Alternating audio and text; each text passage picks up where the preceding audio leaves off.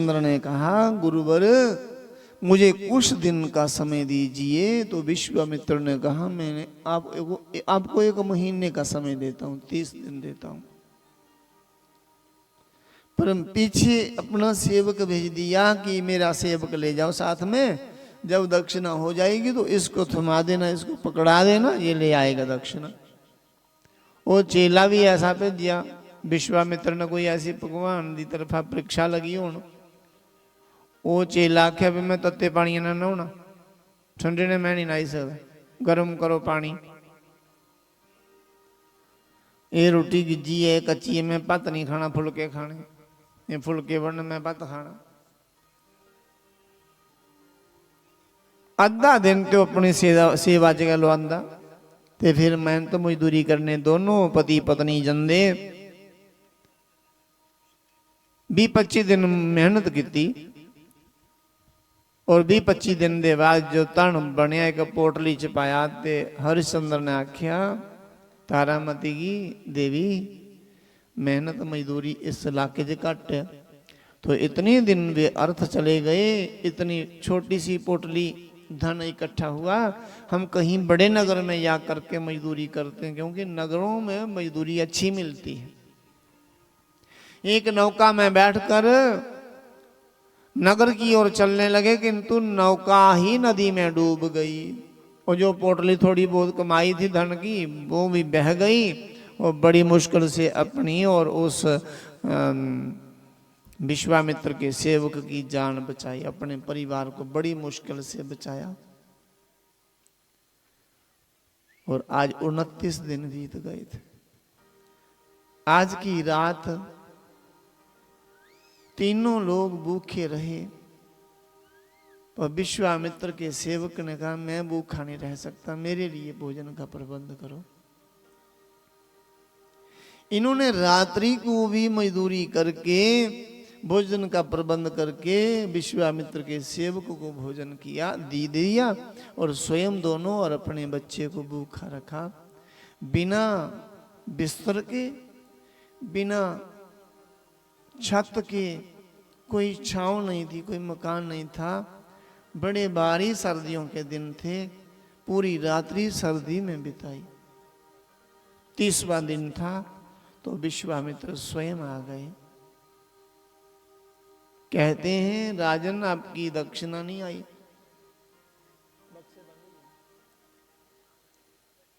तो राजा ने कहा, अभी 30वां दिन है, सूर्यास्त नहीं हुआ है, आज के सूर्यास्त होने से पहले पहले ही मैं आपको दक्षिणा दे दूंगा। और विश्वामित्र बैठे रहे, विश्वामित्र का सेवक भी 29 दिनों तक नहीं मेहनत करके धन इकट्ठा कर पाए, आज के दिन कैसे धन इकट्ठा करोगे?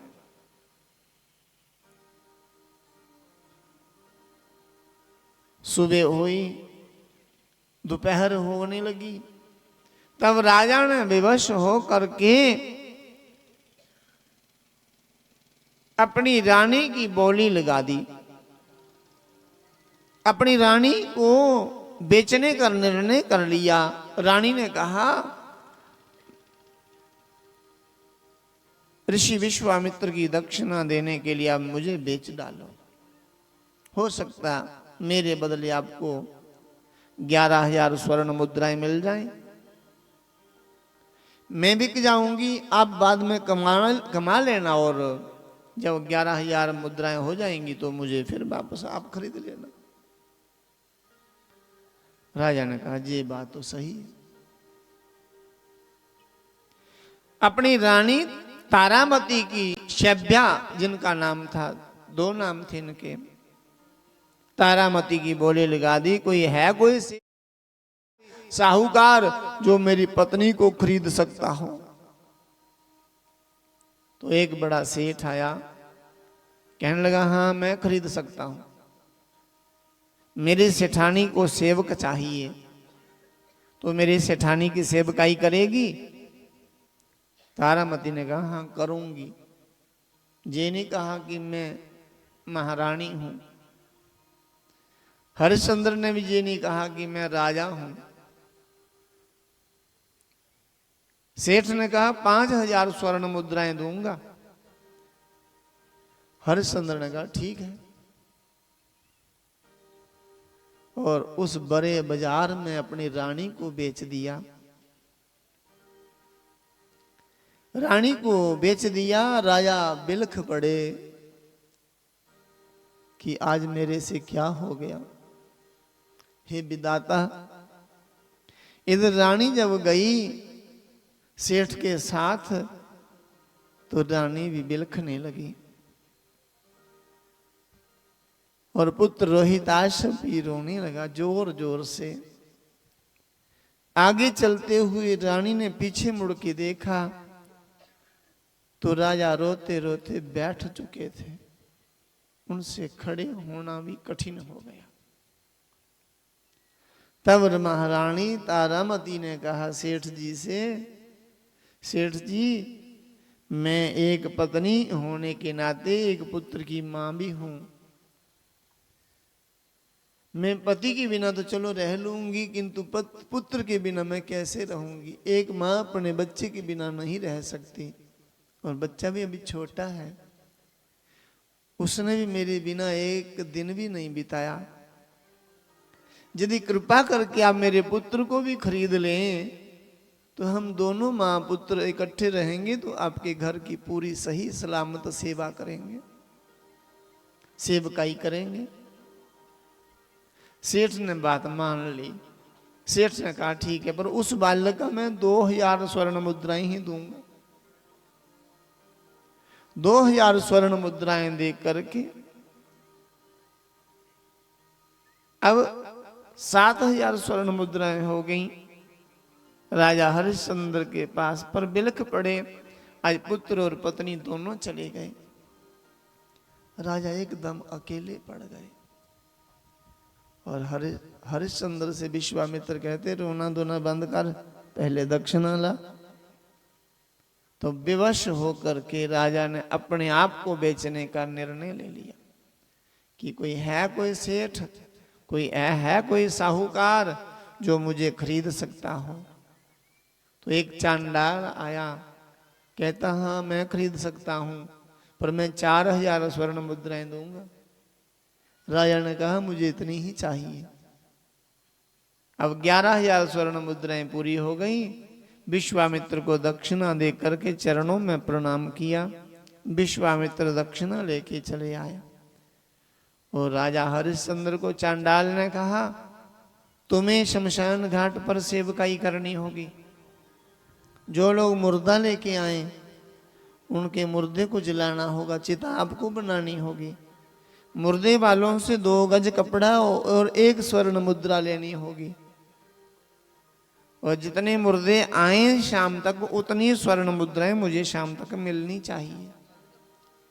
लकड़ी में पहुंचाता रहूंगा, चिता आपको बनानी है, भस्म को जाड़ बहार के आपको बहाना है, और अपने लिए स्वयं आपको भोजन बनाना है। बना बनाया नहीं मिलेगा। राजा ने कहा ठीक है, बिका हुआ, कोई वेतन नहीं, कोई तनख्वाह नहीं है, कोई वेतन नहीं है, कोई मजदूरी नहीं मिलनी, क्योंकि मजदूर थोड़ी है, वो तो बिका हुआ सेवक है। 1 वर्ष तक ऐसी नौकरी की, ऐसी सेवकाई की। 1 वर्ष में शकल सूरत बिगड़ गई। क्यों? क्योंकि भोजन बनाने का समय ही नहीं मिलता था। इतने मुर्दे आते थे दिन भर, इतने मुर्दे आते थे, और दिन भर ही नहीं, रात भर भी मुर्दे आते थे। कभी एक बार रात को भोजन बनाने का समय मिला भी तो बना हुआ भोजन खाने की फुर्सत नहीं मिलती थी। बना बनाया भोजन पड़ा रह जाता था, मुर्दे जलाने पड़ते थे दिन रात। आज भी तो उस हरिश्चंद्र दे घाट पर जाओ ना काशी, उसे दिन रात मुर्दे जलते। आज भी वो घाट है, काशी की गल है। आज भी आप जाओ बनारस में, वाराणसी में, मणिकर्णिका घाट, हरिश्चंद्र घाट, सबके दर्शन करना, पर हरिश्चंद्र घाट पर आज भी 24 घंटे संस्कार होता है। हमारे और पूरे भारत में सूर्यास्त के बाद कहीं भी संस्कार नहीं होता, किंतु काशी जैसी नगरी में संस्कार का महत्व नहीं है, वहां देह त्याग करने का महत्व है। जो काशी में देह त्यागता है उसकी मुक्ति हो जाती है, फिर तो उसका शव है। शव जहां मर्जी जलाओ, जब मर्जी जलाओ। पर बाकी पूरे भारत के इतने बड़े देश में बिना सूरज के कोई संस्कार नहीं करते। सूरज के रहते ही संस्कार होता है। श्री राम जय राम। 1 वर्ष तक इतनी कठोर सेवकाई की, शकल सूरत बिगड़ गई। इधर महारानी तारा की भी शकल सूरत बिगड़ गई। जिस सेठानी की वे सेवक हैं, सेवा करती हैं, वे सेठानी तो क्या, वो इस संसार पर इतनी क्रूर व्यवहार करने वाली एक प्रकार की निश्चरी जैसी थी, वे राक्षसी जैसी थी। पल भर भी तारामती को विश्राम नहीं करने देती थी। अभी के तारामती ने कभी ये नहीं कहा कि मैं एक राजा की रानी हूं, महारानी हूं, ये नहीं कहा। चुपचाप सेवा करती रही। और छोटा सा बालक है रोहिताश, उससे भी इतना काम कराती, दिन भर पेट भोजन नहीं मिलता। और ये रोहित बिना भोजन किए ही भूखे ही सो जाता है। श्री राम जय राम, जय जय राम, श्री राम जय राम। जय जय राम। आज इस सेठ की पत्नी ने रोहित से कहा, जा बेटा फूल बगीचे से, फूल वाटिका से मेरे लिए फूल तोड़ के ला। बच्चा था, फूल तोड़ने चला गया और उस वाटिका में एक सांप ने उसको काट डाला। चीखने लगा, मां को पुकारने लगा। किसी ने आके संदेश दिया, देवी तारा को कहा, देवी तुम्हारे पुत्र को सांप ने काट दिया और आपका पुत्र बिलख रहा है और आपको याद कर रहा है। देवी तुम्हें याद कर रहा है, जाओ अपने पुत्र को उठा के ले आओ। और ये तारामती अपनी सेठानी से आज्ञा मांगने के लिए गई। कहने लगी, देवी मेरे पुत्र को सांप ने काट दिया, यदि आप आज्ञा दें तो मैं पुत्र को उठा के ले आऊं। सेठानी ने कहा, नहीं तू नहीं जा सकती है। जो सुबह के काम तुझे कहे हैं वो कार्य तो अभी तक हुए नहीं। सभी कार्य निपटा करके फिर पुत्र को लेने जाना। और ये सेठानी की सेवा में लगी रही, काम निपटे नहीं, पुत्र को लाया नहीं गया। सूर्यास्त होने लगा। उधर किसी और एक नारी ने आके कहा तारा से, देवी सभ्या तुम्हारे पुत्र की मृत्यु हो गई। सांप के काटने से तड़प के तुम्हारा पुत्र मर गया। जाओ अपने पुत्र के शव को ही उठा के ले आओ। अब तारामती बिलखने लगी। फिर अपनी सेठानी से पूछने लगी, देवी मेरे पुत्र की मृत्यु हो गई है, मेरा पुत्र मर चुका है। यदि आप आज्ञा दें तो मैं अपने पुत्र के शव को उठा के ले आऊं। सेठानी के मन में जरा भी दया नहीं थी। उसने कहा, नहीं तू नहीं जा सकती। जो सुबह से कार्य कहे थे उन कार्यों को निपटा के फिर जाना। जिस मां का पुत्र मर चुका हो उसे कोई कहे कि तू कार्य निपटा, तू कर्म कर। किंतु तारामती ने सब किया।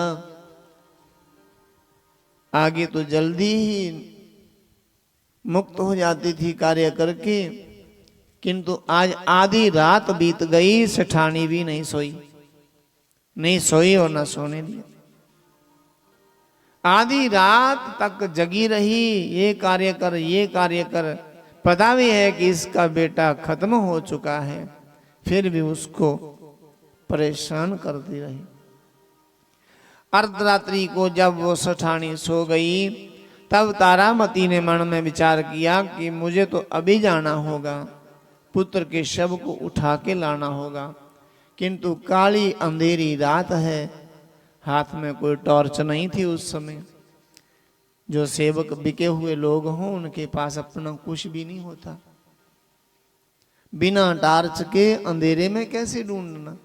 हाथ पांव फेरते हुए उस पूरी वाटिका में अपने पुत्र के शव को ढूंढती रही, हाथ पांव फेर रही ऐसे। आखिर एक जगह पुत्र के शव को पा लिया, उठाया। बड़ी दुखी हुई कि मेरे पुत्र को किसी ने कफन भी नहीं दिया।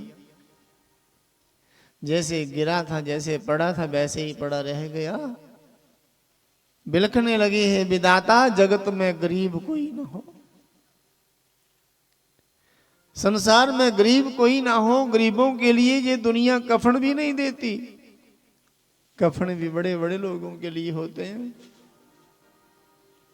मेरे पुत्र को किसी ने कफन नहीं दिया। पुत्र को उठाया, जो प्राणों से अधिक प्यारा था, गोदी में लेके बिलखने लगी, चीखने लगी। उस बगीचे में कौन सुनने वाला उसका रोना। फिर मन में विचार आया कि मैं रोती रही तो सुबह हो जाएगी, आखिर मेरे बालक का संस्कार कौन करेगा। इसका तो अपना यहाँ कोई नहीं। एक पिता थे, वे भी पता नहीं कहाँ होंगे।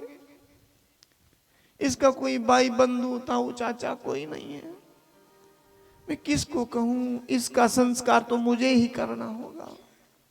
शायद आज तक कोई नारी शमशान घाट पे मुर्दा लेके नहीं गई होगी, पर महारानी तारामती गई अपने पुत्र को हथेलियों पे, कोई अर्थी नहीं बनाई, हाथों पे उठा के अपने पुत्र को लेके गई। जब शमशान घाट पहुंची तो वहां चिता बनी हुई थी। प्रार्थना करी, वहां एक पुरुष खड़ा था। प्रार्थना करी, हे श्रीमान, मुझे मेरा पुत्र है, सांप के काटने से मृत्यु हो गई, इसका संस्कार करना मुझे। तो उसने कहा, देवी 2 गज कपड़ा चाहिए, 1 स्वर्ण मुद्रा चाहिए, तो संस्कार करूंगा।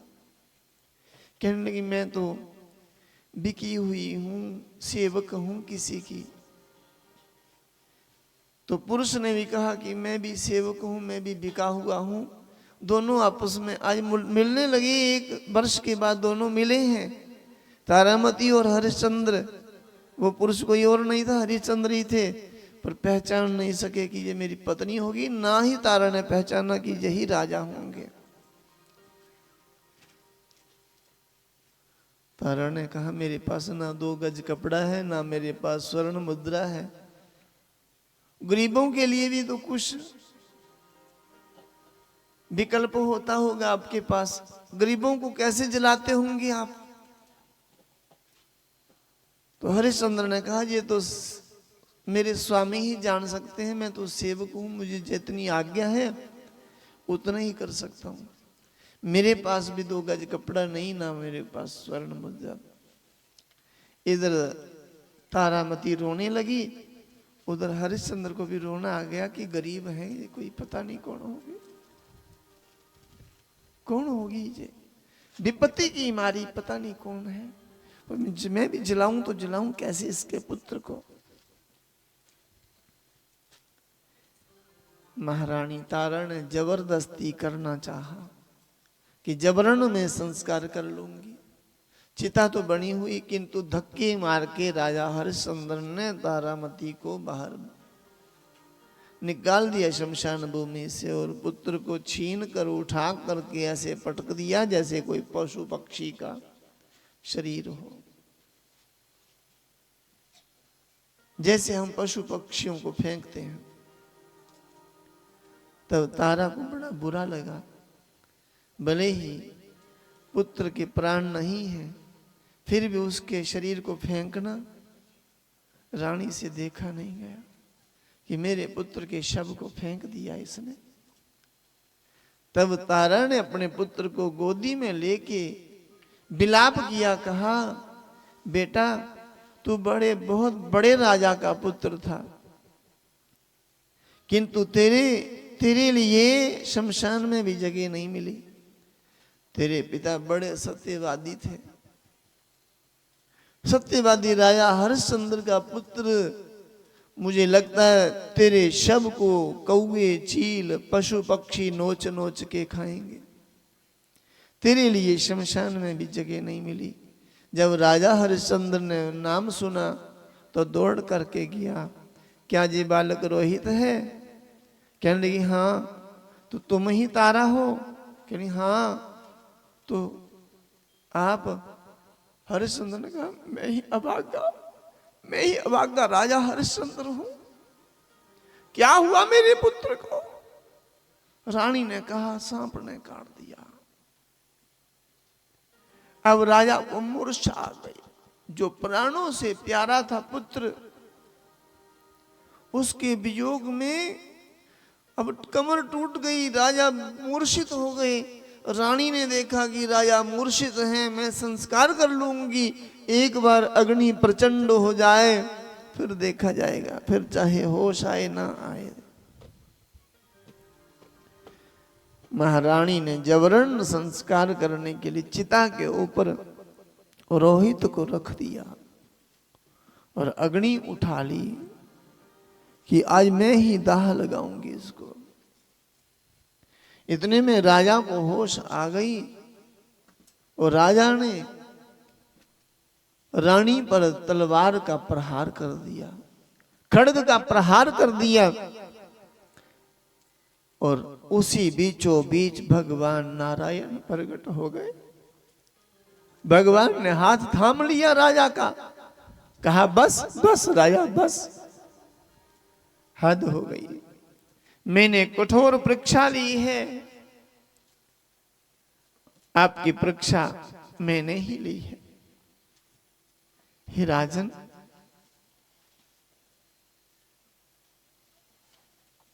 ये सब मेरी लीला थी। उसी समय भगवान ने अपना करकमल रोहित के ऊपर घुमाया और रोहित जिंदा हो गए। उसी समय विश्वामित्र आए, कहते प्रभु मुझे राजपाट नहीं संभालना है, इन राजा को दे दो ये राजपाट। विश्वामित्र ने भगवान को सौंप दिया और भगवान ने फिर से राजा को अकंटक राज्य सौंप दिया। ये मेरा प्रसाद मान करके इसका उपयोग करना। इधर वरुण देव प्रकट हुए, कहते राजन आपको पुत्र प्यारा था ना, अब चाहते यही थे ना कि मेरे पुत्र की मृत्यु ना हो, किंतु हो गई ना, यही होना था। इसी संकल्प के लिए मैंने आपको ये पुत्र रूप प्रदान दिया था। यज्ञ का तो केवल बहाना था, वास्तव में आपकी परीक्षा लेनी थी। और उस यज्ञ में भी भगवान ही प्रकट होकर आपके पुत्र को जीवन दान दे देते, जैसे आज आपके पुत्र को जीवन दान मिला है। राजा हरिश्चंद्र ने वरुण देव से क्षमा मांगते हुए भगवान को नमन किया। भगवान ने कहा ये सब मेरी माया थी। राजन आप सच में सत्यवादी हो, आप सत्यवादी राजा के नाम से घोषित हो जाओगे, आपकी जगत में प्रसिद्धि फैल जाएगी।